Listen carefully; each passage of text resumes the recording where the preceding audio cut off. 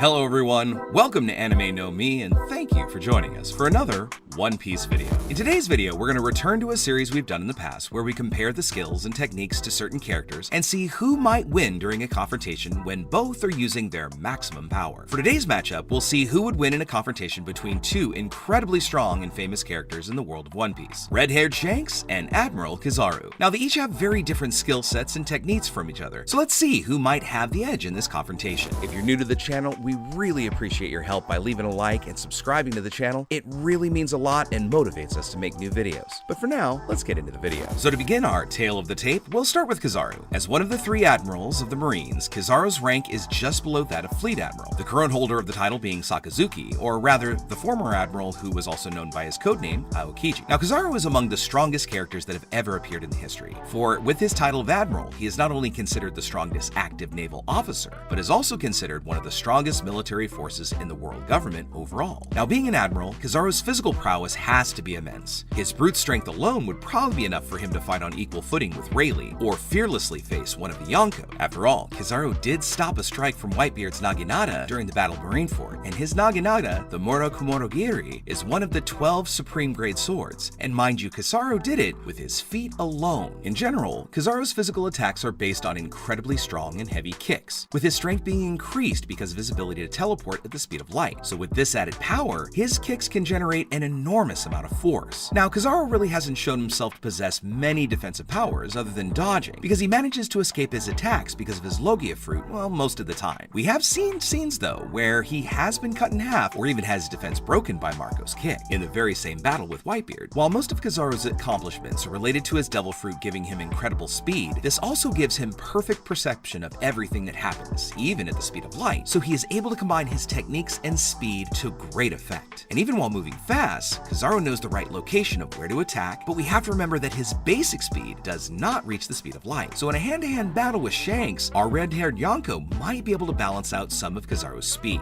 You see, Kizaru only reaches the speed of light when he creates a light path with the power of his devil fruit. He stands still while the light path is formed, and only after creating this path can he move quickly until he reaches the end of it. So without using this ability, Shanks and Kizaru will probably possess an equal speed, allowing Shanks to keep up with him and also be able to hit him quite a few times, making really Kizaru's speed less of an issue. Now, aside from his physical prowess, Kizaru has also displayed remarkable fencing skill. Specifically when wielding his great sword of light, Kizaru was able to duel against Rayleigh, an immensely powerful swordman in his own right. But we also have to remember that Rayleigh, although strong, is no longer at his peak. As Rayleigh says himself, his body just doesn't move like it used to, so it might be that Shanks could surpass Kizaru in a sword duel because Shanks is incredibly skilled. Considering Shanks was the rival of Mihawk for the title of greatest swordsman in the world, there is a strong possibility that Shanks could have a big advantage if he fought with swords. So aside from his physical abilities, we also need to understand the devil fruit power Kizaru wields, for he possesses the power of the Pika Pika no Mi, a Logia type devil fruit. As a Logia user, he's able to become intangible, allowing physical attacks and objects to pass right through him, and then rebuilding his body from particles of energy. Now, Kizaru's main fighting style involves kicks at the speed of light, but he can also fire bursts of energy from his fingers or his feet, easily hitting his targets from a distance. And when Kizaru hits his mark, his power is very destructive, causing huge explosions and easily destroying buildings. Not only that, Kizaru has the ability to enter the light, which allows him to move from one place to another at incredible speeds. Now, in fairness, we also need to mention that all Vice Admirals have Haki and are able to use both armament and observation Haki. But although we know that Kizaru has Haki, we've never really had the chance to learn what he can really do with it. But speaking of Haki users, they can easily hurt Logia users, and as we know, although Shanks may not have a devil fruit, he specializes in two things: fencing and Haki, and it has been speculated that he in fact could be the character who has the strongest Haki in the entire manga. In our next tale of the tape, let's discuss Shanks' abilities that have been demonstrated so far in One Piece, and then we'll compare their abilities to see who might win in a confrontation. As a former member of the Roger Pirates, captain of the Red Hair Pirates, and one of the Yonko of the New World, Shanks is known to be one of the 4 strongest pirates in the entire world. However, we really don't know much about his powers and abilities so far. Despite being among the youngest of the original Yonko, it's apparent that he possesses a level of strength on par with Kaido, Charlotte Lindland, and Marshall D. Teach. As a member of the Yonko, even the name has power, making everyone respect him just for having the title, because all pirates know that only the strongest in the world can become a Yonko. As such, Shanks is one of the 4 most powerful pirates in the world, and there are hardly any pirates that would try to defeat him, and those who have tried did not succeed. In the skills category, Shanks has proven himself adept at infiltration and stealth, as seen scene when he managed to infiltrate Mary Joie wearing only a cloak, and he did so unnoticed by the guards protecting the castle. Now, if you think about it, this is quite a remarkable achievement, considering that after the events involving Xebec, protection of the home of the world nobles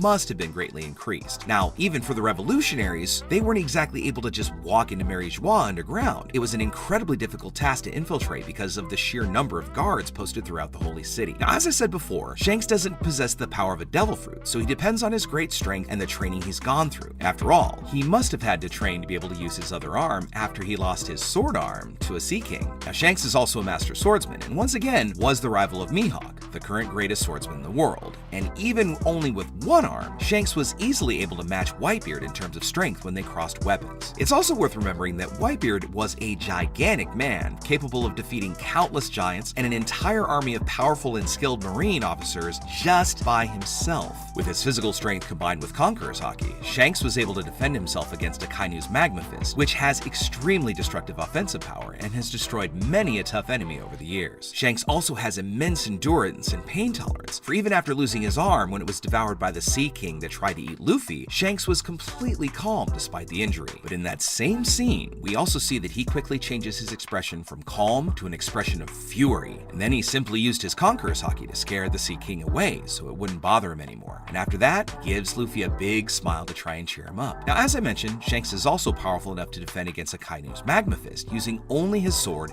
and armament haki, so Kizaru's light attacks may not have much effect on Shanks. But we also have to remember that Kizaru has several long-range attacks, allowing him to damage Shanks if the pirate is distracted during combat, so Shanks would have to close any distance to prevent Kizaru from attacking him at a long range. Shanks has mastered all three types of haki, and being the strongest user of haki seen in our story to date, this is his main means of being able to defeat his enemies, even those with devil fruits. Now, during an SBS, it is described that Shanks has an incredible Conqueror's Haki, capable of knocking down many people around him with ease, and it's safe to assume that he can also use Conqueror's coating on his sword to be able to strike his opponents even harder. So far, Shanks has only used one sword called Griffin in combat. Now, it's not known if it's one of the 12 most powerful swords in the world of One Piece, but because Shanks is using it, it has to be quite powerful. Because you see, as an experienced swordsman, Shanks wouldn't just be able to use any sword. This sword would have to be able to withstand lava blows from Akainu, or even cross blades with Whitebeard, who had one of the 12 Supreme Grade swords. So if we think about the matchup, Shanks has a similar fighting style to his former Captain Roger, who only used haki. So Shanks in a fight against Kizaru could easily hurt him. Even though Kizaru is fast, he really couldn't use most of his attacks, and he also couldn't use his light speed to move around. The reason Kizaru's light speed wouldn't work is because it was shown during his fight with Rayleigh that it is possible to prevent Kizaru's ability to move at the speed of light if he's attacked. So if Shanks kept on the offensive and kept attacking Kizaru, the Admiral wouldn't be able to move very quickly. So with that, folks, here are the comparison of the powers of the two characters. So far, we only have this information about their strength, but we can already kind of have an idea of who might win if it happened. But we'd like to know what you think. Comment on which of the two you think would win of this matchup. Does it go to Shanks, or does it go to Kizaru? And then let us know a matchup that you'd like to see next on the channel. Now, in conclusion, thank you so much for watching the video until the very end. Comment in any themes or ideas that you'd like to see in future videos. And also, since you've made it this far, give us a like as you head out to take on the rest of your day. Hope to see you all in our next video, and let's keep sailing this giant sea together. Take care.